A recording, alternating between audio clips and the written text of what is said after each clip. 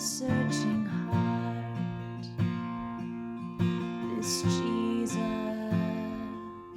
how precious. Good morning, Crossroads family. It's me, Winnie again, here to share with you at the 10 at 10. And this morning I would like to share with you some words of encouragement that will help us stay in the way, even when we don't feel like it. I'm going to give you a minute to look up Psalm 119, verses 89 through 95. But in this time of uncertainty and questions, even God's people will struggle with physical, emotional, and spiritual discouragement. Some days, the circumstances of this current day will threaten to overwhelm us. And as God's own, we too will struggle to act as we ought to. There may come times when we just won't feel like doing the things we know we should. For one reason or another, God will seem far off and unreachable. We may ask, where is He in all the coronavirus chaos? And what is He specifically doing about it? God's Word to us shares the story of struggles, trials, and also the eventual triumph in the lives of His faithful from every generation. David, a man described as being after God's own heart, faced times like these in his life. The Psalms are filled with verses that express his despair and also his feelings of abandonment. Yet the Psalms also give us the key to living victoriously during the darkest periods of our lives. Let us take a quick look at Psalm 119, verses 89 through 95. Your word, Lord, is eternal. It stands firm in the heavens. Your faithfulness continues through all generations. You established the earth, and it endures. Your laws endure to this day, for all things serve you. If your law had not been my delight, I would have perished in my affliction.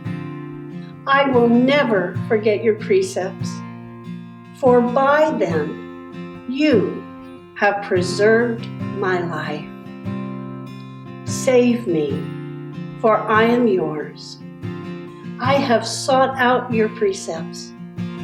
The wicked are waiting to destroy me, but I will ponder your statutes. To all perfection, I see a limit, but your commands are boundless. Our circumstances and our feelings about them have not changed. He is the same God today as He was when He hung the stars in the sky, led the Israelites through the Red Sea, and fed the 5,000. Verse 91 says, "For all things are your servants." All things, even the things affecting us right now, are God's servants. Our circumstance, people, and events happening around us are all under God. They are His servants, designed to help and bless us spiritually. His word says, if your law had not been my delight, then I would have perished in my affliction. I will never forget your precepts, for by them you have revived me. I am yours. Save me, for I have sought your precepts. The wicked wait for me to destroy me. I shall diligently consider your testimonies. Recalling God's faithfulness to us and His control over everything that touches us gives us strength to walk with God even when we feel like giving up in despair. Again, our feelings and circumstances, they have not changed God. He is perfectly capable of sustaining us if we'll only let Him. We simply need to choose to delight and diligently consider God's precepts, His principle, and His character, despite how we feel. Choosing to delight in God might not be easy. It might even involve some hard work. but only God can revive and save our soul from spiritual discouragement. Psalm 139:24 reminds us to pray and ask God to search us, to make us clean, and to keep us moving forward toward the way that is everlasting. Deuteronomy 31:6 is clear to remind us that He never leaves us nor forsakes us. So in this time, when we may feel physically, emotionally, and spiritually drained, remember that as God's people, we have two choices. We can either wrap ourselves up in the chaos of the day, or we can choose to trust the great God we serve. Let us stay in the way, sweeties, and draw our strength from Him. A prayer for encouragement today. Dear Father God, we know this is the day that you have made. And despite of everything, Lord, we're going to rejoice. We're going to be glad in it.